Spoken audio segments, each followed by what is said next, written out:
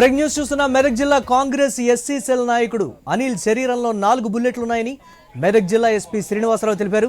నిందితులను పట్టుకునేందుకు ప్రత్యేక బృందాలను ఏర్పాటు చేసినట్లు తెలిపారు. అన్ని కోణాల్లో దర్యాప్తు సాగుతోందని వెల్లడించారు. త్వరలోనే నిందితులను పట్టుకుంటామని ఎస్పీ స్పష్టం చేశారు.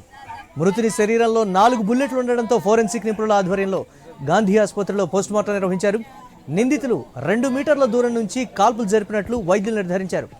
3 బుల్లెట్లు కుడి జబ్బపై, 1 బుల్లెట్ వెనుక భాగంలో ఉన్నట్లు వైద్యులు తెలిపారు. మరోవైపు హత్య జరిగిన స్థలాన్ని ఐజీ చంద్రశేఖర్ రెడ్డి, ఎస్పీ శ్రీనివాసరావు పరిశీలించినటువంటి బిగ్ బ్రేక్ న్యూస్ చూస్తున్నాం.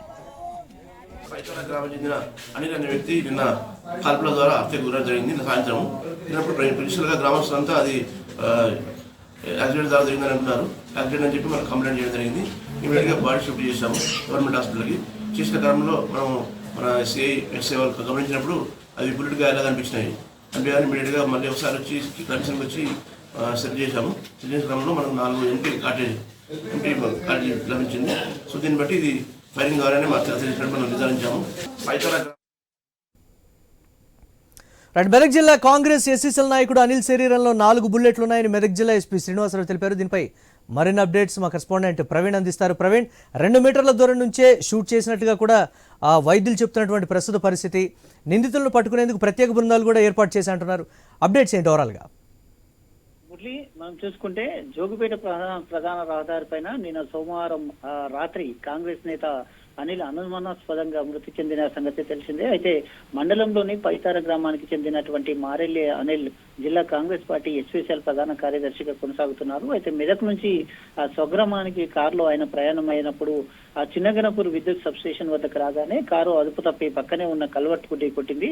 అటుగా వెళ్తున్న వాహనదారులు గమనించి కుటుంబ సభ్యులకు సమాచారం అందించారు. చికిత్స నిమిత్తం మెదక్ ప్రభుత్వ ఆసుపత్రికి తరలించారు. పరీక్షించిన డాక్టర్లు అనిల్ అప్పటికే మృతి చెందినట్టుగా తెలియజేశారు. అదేవిధంగా అదే స్థానికులు ఈ సంఘటన పైన అక్కడ దర్యాప్తు చేస్తున్నట్టు అయితే ఎస్పీ అయితే మాట్లాడడం జరిగింది. అయితే అనిల్ నిన్న రాత్రి కాల్పులో మృతి చెందాడు. స్థానికులు రోడ్డు ప్రమాదం జరిగిందంటూ కూడా సమాచారం ఇచ్చారు. అయితే అనిల్ శరీరంలో 4 బుల్లెట్లు ఉన్నాయంటూ కూడా ఎస్పీ చెప్పడం జరిగింది. నిందితులని ఖచ్చితంగా పట్టుకుంటాము, ప్రత్యేక బృందాలను కూడా ఏర్పాటు చేశాము, అన్ని కోణాల్లో కేసును దర్యాప్తు చేస్తున్నాము, త్వరలో నిందితులను కూడా పట్టుకుంటామంటూ కూడా చెప్పడం జరిగింది. అయితే ఈ క్రమంలోనే అనిల్ శరీరం పైన బుల్లెట్ గాయాలు ఉన్నట్టు కూడా అయితే పోలీసులు గుర్తించిన నేపథ్యంలో ఇది మొత్తం టోటల్ గా అయితే ఇది ప్రమాదం కాదు, హత్య జరిగింది అంటూ కూడా అయితే తెలిసి వస్తుంది. అదేవిధంగా కొన్ని అనుమానాలకు గిట తావు తీస్తుందని చెప్పాలి. అయితే కాంగ్రెస్ నేత అనిల్ హత్య కేసులో సంచలన విషయాలు కూడా వెలుగులోకి వస్తున్నాయి. కడప జిల్లాకు చెందినటువంటి టీడీపీ ఎమ్మెల్యే కుమారుడు అనిల్ కి మధ్య విభేదాలు ఉన్నట్టుగా తెలుస్తుంది. ఓ భూమి విషయంలో గత కొద్ది రోజులుగా వీరిద్దరి మధ్యలో ఒక వివాదం నడుస్తుందనే గిట తెలుస్తుంది.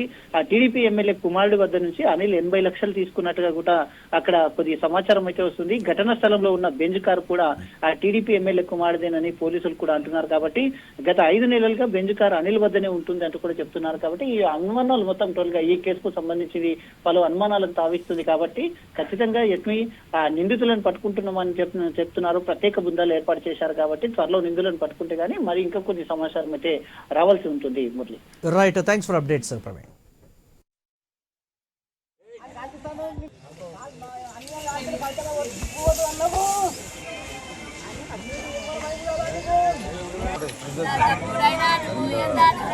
పట్టుకోలే